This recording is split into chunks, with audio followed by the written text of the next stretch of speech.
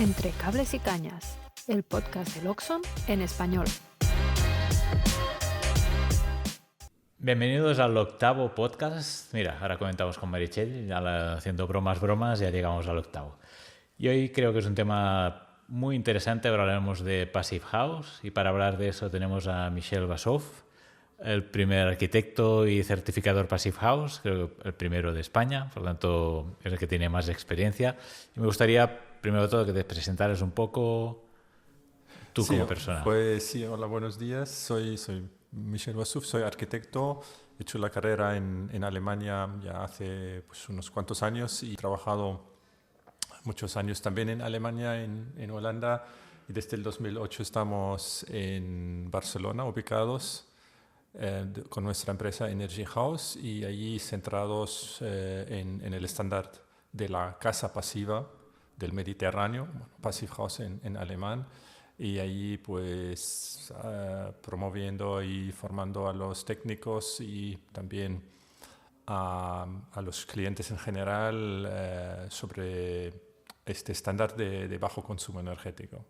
Perfecto. ¿Qué criterios son los que necesita una vivienda, una casa para ser?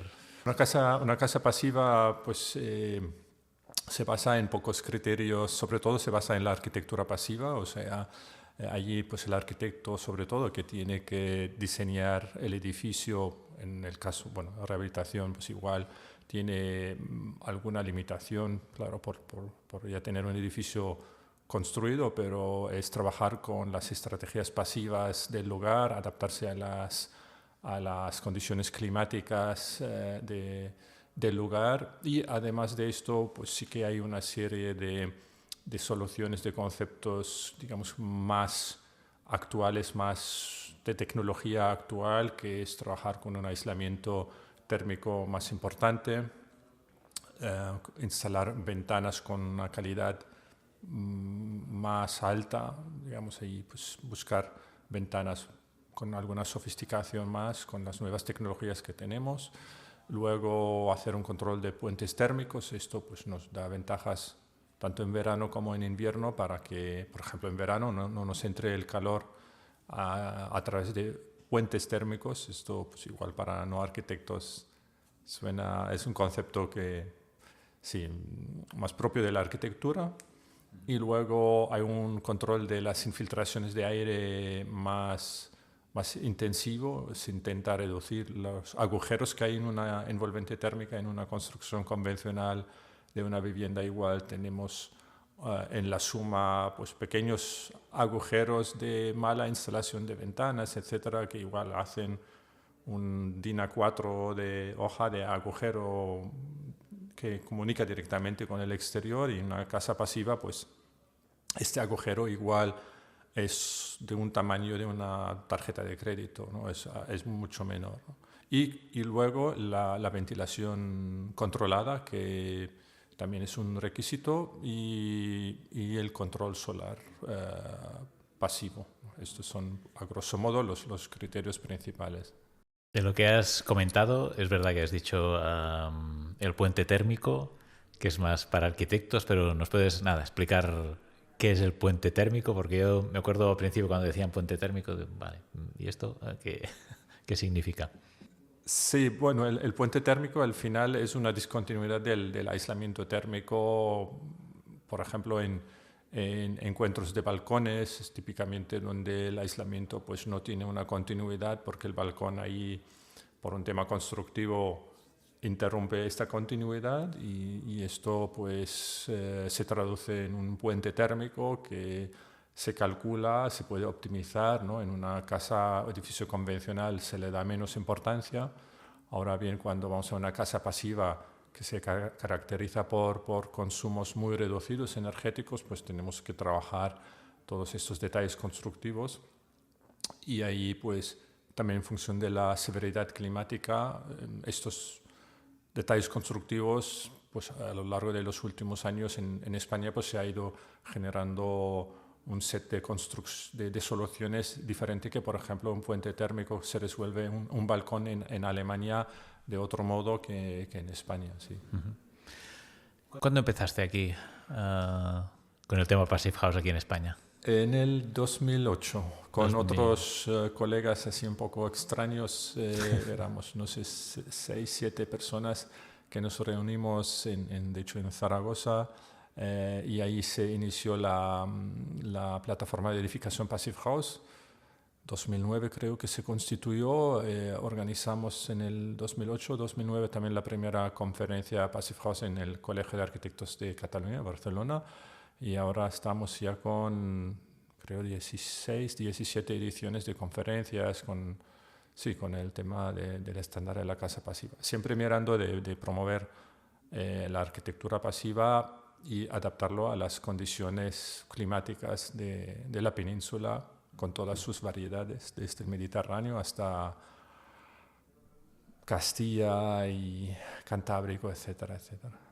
Y en estos 2008, en estos 16, 17 años, el hecho de cómo explicar el Passive House y el hecho de cómo reciben los promotores, los clientes finales esa información, ¿ha habido cambio? ¿Estamos mucho más receptivos a trabajar primero con el aislamiento de las casas y después vamos a ver lo siguiente?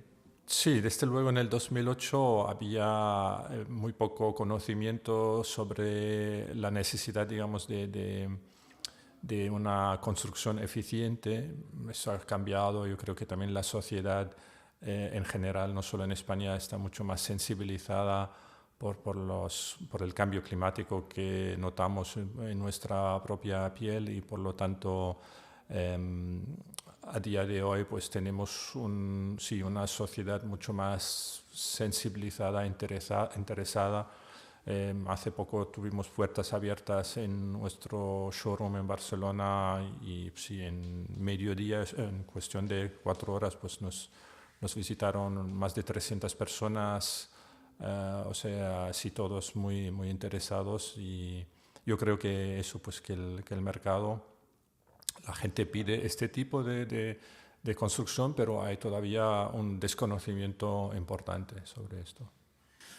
Perfecto, ya es bueno saber esta parte. Lo que no ocurre con casas normales es que te pidan, vale, muy bien, hago esta inversión y cuál es el retorno de esta inversión. Sí que pasa en Passive House, porque dices, vale, ¿cuál es el sobrecoste de una casa pasiva respecto a una casa sin ser pasiva, sin ser bajo... Sí, de código técnico. Exacto. O sea, de la referencia, digamos, la línea base. No hay estadísticas, desgraciadamente. Sería bueno, por ejemplo, que la plataforma PEP, la asociación oficial, hiciera pues un estudio de mercado de costes reales. O sea, como mínimo no me constan, pero nosotros calculamos, si comparamos con el mismo edificio de código técnico, pues hay que poner algo más de aislamiento térmico, las ventanas son más sofisticadas, hay que poner una máquina de ventilación de doble flujo. Es cierto que luego ahorramos en instalaciones, o sea, la bomba de calor, si trabajamos con una bomba de calor, por ejemplo, pues puede ser de menor potencia. Yo calcularía aproximadamente un 10% de sobrecoste inicial. Eso sin tener en cuenta, por ejemplo, fotovoltaica. Si vamos a un modelo de edificio más autónomo con una fotovoltaica importante, allí el sobrecoste, yo diría, es muy, muy reducido. Perfecto. Aquí estábamos comentando un poco antes el hecho de... Habitualmente en una casa normal, digamos, se cuenta unos 100 vatios por metro cuadrado de consumo energético para climatización. Sí. En una Passive House, ¿en qué valores estaríamos? Sí, la potencia para calefacción y refrigeración está normalmente entre un 10-15 vatios por metro cuadrado. Sí, igual un instalador convencional en España para una casa normal calcula con, tú dices 100, sí, 80, 100 vatios. También hay que decir que el método de cálculo es un poco diferente. O sea, una casa pasiva Cuando se hace este cálculo también se tiene en cuenta las ganancias solares y las ganancias internas. Es un poco, pasa a ser una casa convencional sin aislamiento, necesita una potencia de estos 80 vatios porque no tiene inercia térmica, entonces se calcula para la noche, la hora más fría del día, y una casa pasiva calculamos la potencia con la media diaria porque son casas con una inercia térmica mucho mayor y nos permite cambiar de hecho el algoritmo de cálculo es diferente, pero sí tiene una necesidad mucho menor. Perfecto. Tú vienes de Alemania, el clima es muy distinto. Nacido en una oasis en Damasco, pero de ahí pues conozco un poco lo que es el calor, pero es cierto que luego la carrera y la escuela la hice en Alemania. Claro, ¿qué diferencias hay entre casas pasivas en Alemania o qué retos hay cuando es una casa pasiva en el Mediterráneo o en climas más cálidos como puede ser España? Desde luego, yo diría el reto es algo mayor para un diseño de una casa pasiva en España, porque en muchos climas, bueno, yo se hablo de un clima más continental, hay inviernos fríos y hay veranos muy cálidos, entonces el diseño tiene que tener en cuenta las dos estaciones. En el Mediterráneo, Barcelona, pues evidentemente, como Barcelona o litoral mediterráneo, el enfoque es más en protegerse del calor de verano, ¿no? Trabajar con una muy buena protección solar, ventilación natural nocturna hasta el punto que es posible, porque en Barcelona sabemos, por ejemplo, como referencia, pues las noches de verano no nos permiten realmente hacer un free cooling por la noche, pero sí, hay, digamos, hay una gama de soluciones más grande que aplicamos en España que en Alemania, donde allí es protegerse del frío, sobre todo, ¿no? Claro, aquí has comentado el tema de protección solar. Vamos a ir un poco a tu experiencia porque tú tienes tu casa en Barcelona, sí. Tienes experiencia. ¿Qué te Por decirlo de una manera, Passive House, ya lo primero que nos llama la atención es passive, es algo pasivo, aislamiento, cerramientos y tal. Nosotros nos consideramos en Loxon algo activo porque activamos o no calefacción, tema de persianas y tal. ¿Cómo combinar esos dos elementos, la parte pasiva, la parte activa, de tu experiencia? Sí. ¿Cuáles son las partes más importantes? Sí, Passive House viene porque la mayor parte de estrategias se basan en conceptos pasivos, pero no quiere decir que hay componentes activos en una casa pasiva, lo que es la climatización del edificio, agua caliente sanitario.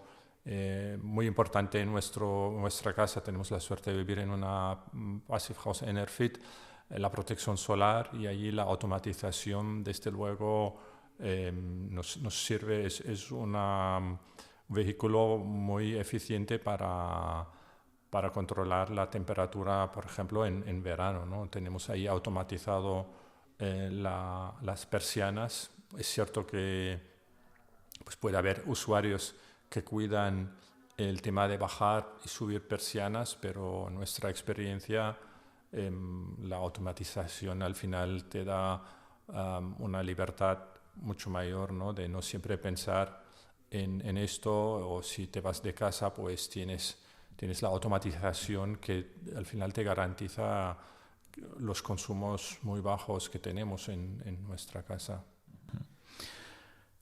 Poniendo el ejemplo de tu casa que estamos comentando, ¿cuántos metros cuadrados tienes? 115 metros cuadrados. Vale, 115, vamos a contar 100 vatios metro cuadrado de una instalación convencional, sí. De una construcción convencional, para 80, 115, bueno, son 10, también podemos 10. Multiplicar, pero serían unos 9 kilovatios, 10, sí. De 9 a 11 kilovatios, sí. De aerotermia, vamos a poner el caso, para climatizar. Sí. ¿De cuánto es la potencia de vuestra...? Aquí tenemos una bomba de calor con expansión directa que sí son 2 kilovatios de potencia para climatización. De hecho, en en el funcionamiento real no suele superar 1 kilovatio, 1,5 en algunos puntos de mucho frío o mucho calor, porque como tenemos con Loxone todo domotizado, en nuestro caso Passive House no requiere una domotización tan amplia, o sea, podría ir sin domotización, pero a nosotros también nos interesa mirar los consumos para herramienta para convencer a los promotores de que esto funciona. Allí sabemos cada momento la potencia de la climatización, sí, y no suele estar por encima de 1,5. Tanto aquí hago un paréntesis y ahora explico, porque si nos pensamos, antes que hemos hablado del retorno de la inversión, tú cuando haces, y esto comentaba el otro día con un amigo muy cercano, el hecho de, tú haces una casa a 130 metros cuadrados, por ejemplo, sí. ¿vale? Calcular suelo radiante, con el coste del suelo radiante, calcular en una casa convencional, le salía entre ACS también y todo una aerotermia de 16 kilovatios, ¿vale? Entonces, 16. Sí. El hecho de decir, bueno, pues vamos a invertir esa parte en aislamiento.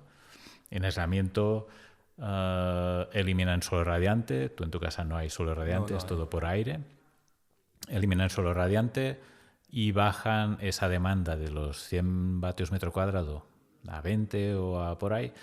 Por tanto, ahora están planteándose el hecho de hacer con una aerotermia 5 kilovatios. Y eso, si empiezas a mirar aguas arriba, si quiero una fotovoltaica para alimentar esa aerotermia, no tengo una necesidad de 20 kilovatios, con 6 puedo pasar, por lo tanto el coste se reduce. Tanto cuando hablamos del retorno de inversión, ahí es un conjunto de cosas que van saltando, es como las fichas de dominó. Al final, yo creo que tenemos que ser conscientes de primero, yo me acuerdo mucho, hace mucho tiempo cuando empezaba a trabajar en la parte de domótica, era en 2004 así, que nos llamaba gente y decía, bueno, quiero un sistema de control para controlar mi calefacción y a lo mejor pongo geotermia en ese caso, porque en ese tiempo no existía la aerotermia. Y vas a la casa y veías las ventanas con que pasaba un dedo por la ventana, que no ajustaban y tal. Dices, bueno, primero cambia ventanas, vamos a hacer que no haya ese... el ambiente no sea el mismo que el exterior, y después puedes plantearte el hecho de cambiar la caldera, poner aerotermia y hacer otros cambios, que es un poco en definitiva lo que... Sí, primero centrarse en mejorar la parte pasiva y luego a partir de ahí pues adaptar las soluciones activas en función, ¿no?, de la potencia real del edificio. ¿Tú crees que la automatización es necesaria en una Passive House? ¿Y dónde la pondrías? ¿Qué es para ti la parte fundamental? O sea, a nivel de criterios de certificación no es obligatoria. Sí que yo pienso que, por ejemplo, o sea, si vamos a un edificio terciario, tipo escuela o edificio de oficinas, ahí la automatización es una solución para mí imprescindible para optimizar, ¿no?, todos los componentes como protección solar o todo el funcionamiento de incluso ventilación natural. Bueno, en este caso hemos hecho ahora una reforma de un centro cívico motorizado donde por la noche pues con sensores las ventanas se hace un free cooling, teniendo en cuenta temas de seguridad también, ¿no?, de hurtos, etcétera, y ahí yo veo la automatización imprescindible para controlar los consumos. Luego, si vamos a un uso de vivienda residencial, pienso que es muy interesante, muy oportuno tener una automatización, por ejemplo, en control de climatización, de ACS y de persianas. Esos son como para mí los 3 puntos importantes. Por ejemplo, nosotros tenemos una pequeña fotovoltaica no llega a 3 kilovatios peak, pero está con el sistema de Loxone, pues tiene la conexión Hay un lector de potencia de la fotovoltaica. Cuando supera 1 kilovatio es cuando se enciende la aerotermia, ¿no? Entonces esto hace que en principio casi el consumo de aerotermia anual de lo que compramos de la red eléctrica es muy residual, muy pequeño, ¿no? Ahí pues es una solución en este caso sin baterías, ¿no? Entonces nos interesa hacer un autoconsumo máximo, ¿no? Perfecto. Retos de cara al futuro y recomendaciones a los que se estén pensando, ostras, hago una Passive House, ¿no?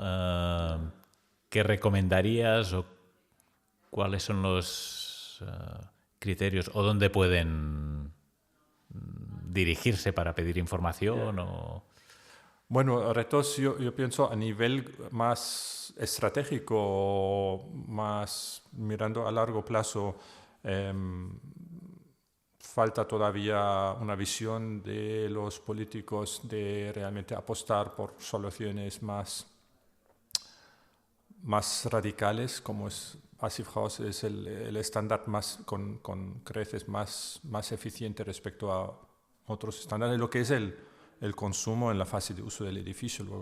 Desde luego hay mucho más criterios de sostenibilidad que también son relevantes, pero si miramos el reto principal, que es el cambio climático, que tiene mucho que ver con las emisiones de CO2, que van creciendo año por año. Ahora también, últimamente, en los últimos reportes de este año, también a nivel global, pues a pesar de los esfuerzos, está subiendo el consumo de CO2.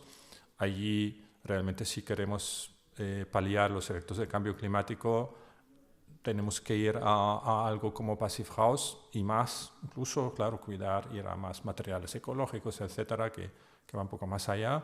Entonces, esto es mi mensaje a los que son promotores,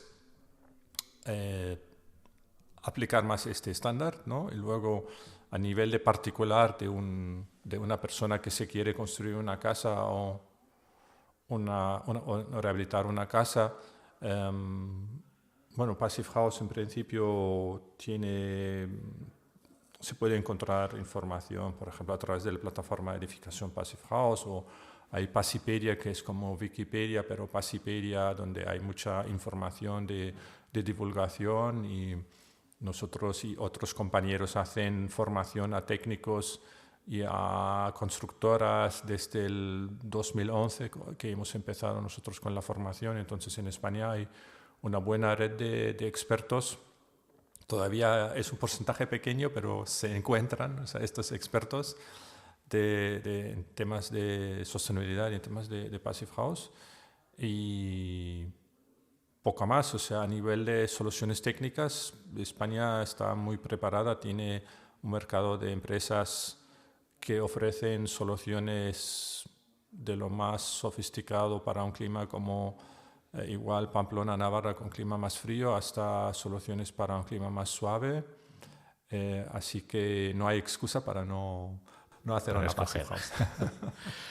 He visto en la página web, en la Showpass, sí, que hay un recorrido en 3D también. Sí, entonces, sí. ¿qué pueden encontrar información ahí? Sí, nosotros en nuestra página web ahí tenemos también una pequeña base de datos de edificios certificados. Si entramos en Energy House, escrito en alemán.es, luego tenemos el showroom Showpass, donde hemos grabado, ahí se puede hacer un recorrido 3D virtual, y ahí hay vídeos también de lo que hemos hecho en la rehabilitación. La rehabilitación, desde luego, es bastante más exigente que una obra nueva y requiere una preparación, un proyecto muy bien preparado, a técnicos muy bien preparados, y es todo un reto. Ya sé que en España el gran reto no es la construcción de obra nueva, sino es rehabilitar las 20 millones de viviendas, que 20 de primera ocupación serán más o menos, ¿no? Con 40 millones de personas.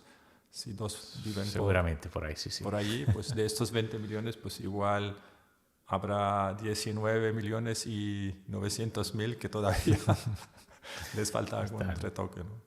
Perfecto, pues un buen reto de cara al futuro. En principio, teóricamente, una buena campo para para trabajar, ¿no? Que es muy satisfactorio también para uno mismo porque requiere creatividad y también es algo que contribuye a la sociedad, pienso. Perfecto. Yo creo que de todo lo que tenía apuntado lo hemos hablado un poco de todo. No sé si quieres añadir algo más que se te haya quedado en el tintero, digas, mira, para mí esto sería importante transmitirlo. Nosotros, bueno, ahora a nivel de divulgación, de difusión, sí que nos gustaría que en Barcelona pues haya más interés del estándar. El año que viene hay el Congreso Internacional de Arquitectura en Barcelona y hay como creo que se llama, sí, es el año internacional, o sea, hay una serie de eventos en Barcelona que van a tener una difusión internacional y ahí pues ojalá pues haya más también promotoras públicas y privadas que entiendan que es una apuesta muy válida para la descarbonización de la edificación, porque es un poco la palabra mágica, ¿no? La descarbonización de la edificación y ahí todavía hay un camino muy, muy largo para andar y me invito a los, sean técnicos o interesados promotores, a venir al Showpass en el Poblenou de Barcelona para que lo vean con sus propios ojos y sientan el confort también que no hemos hablado, no es una de las grandes ventajas de una Passive House, no solo el ahorro energético, sino como un side effect, el confort térmico, el acústico también y de salud que tienen este tipo de edificios. Así que pues, benvinguts a los interesados, si pasan por Barcelona, pues tenemos aquí la puerta siempre abierta. Que puedan venir. En la parte esta de confort suscribo totalmente lo que comentas, porque tanto cuando he estado en el Showpass como por ejemplo en Lulu's House o en casa de Ander, estás ahí con ventanas cerradas, pero tu sensación es de tener una calidad de aire como si estuvieras en el patio o en el jardín o tal. Por aquí tanto, en Artes. Exacto. Perfecto.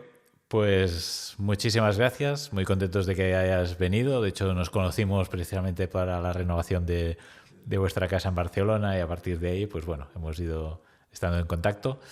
Pues nada, aquí acabamos este 8º podcast, Showpass. Lo buscas por internet, Energy House en alemán, haus.com, .com también hay. Sí, creo. Perfecto. Si queréis más información y si no, nosotros también os podemos echar una mano. Pues muchas gracias, Michel. Gracias, Francesc. Gracias. Y nos vemos en el próximo.